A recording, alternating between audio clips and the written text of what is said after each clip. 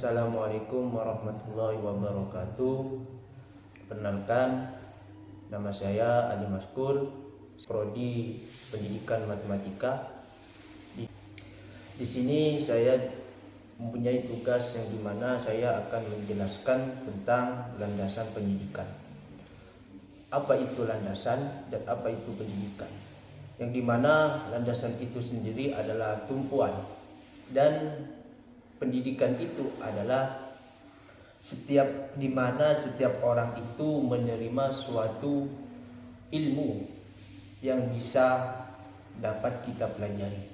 Nah, jadi ketika saya menggabungkan suatu landasan dan pendidikan, yang dimana artinya itu adalah suatu tumpuan atau dasar atau asas konseptual yang menghubungi pendidikan secara keseluruhan. Ada 9 landasan yang saya ingin jelaskan. Yang pertama, landasan religius. Landasan religius ini adalah sebagai upaya mengintegrasikan nilai-nilai agama dalam proses bimbingan dan konseling, yang dimana proses bimbingan dan konseling ini adalah membantu para peserta didik dalam mencapai tugas pengembangannya yang dengan optimal. Yang kedua yaitu landasan filosofis, yang dimana landasan filosofis itu adalah landasan yang berkaitan dengan makna dan hakikat pendidikan, yang berusaha menelaah masalah pokok. Yang ketiga yaitu landasan sosiologis. Landasan sosiologis itu adalah landasan pendidikan yang merupakan dasar atau acuan yang dijadikan acuan dalam mencapai tujuan pendidikan yang bersumber dari sosiologis. Yang kelima yaitu landasan budaya.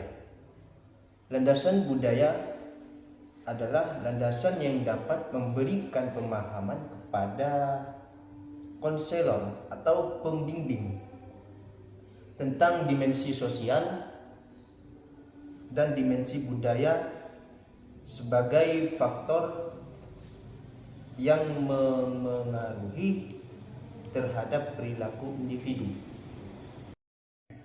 Yang keenam yaitu landasan yuridis atau landasan hukum. Landasan yuridis atau landasan hukum adalah landasan atau asumsi-asumsi yang bersumber dari peraturan perundang-undangan yang berlaku, yang menjadi titik tolak sebuah pendidikan. Yang ketujuh yaitu landasan iptek atau ilmu pengetahuan dan teknologi, yang dimana landasan ini ialah ilmu yang mempelajari perkembangan teknologi berdasarkan ilmu pengetahuan. Seiring berjalannya perkembangan global, ilmu pengetahuan dan teknologi berjalan beriringan atau bersamaan membentuk kemajuan. Yang kedelapan yaitu landasan ekonomi, yang dimana landasan ekonomi itu merupakan konsep dalam bidang pendidikan untuk mengembangkan pendidikan yang berbasis ekonomi, baik itu dalam biaya pendidikan maupun tujuan pendidikan itu sendiri bisa menghasilkan ekonomi. Yang terakhir yaitu landasan psikologis, yang dimana landasan psikologis itu yang selalu melibatkan aspek kejiwaan manusia. Aspek kejiwaan manusia ini bertujuan agar peserta didik mempunyai kepribadian yang baik. Jadi kesimpulan dari semua landasan di atas itu. Ketika sistem pendidikan tidak mempunyai landasan, bagaimana sistem pendidikan itu akan berjalan dengan sempurna?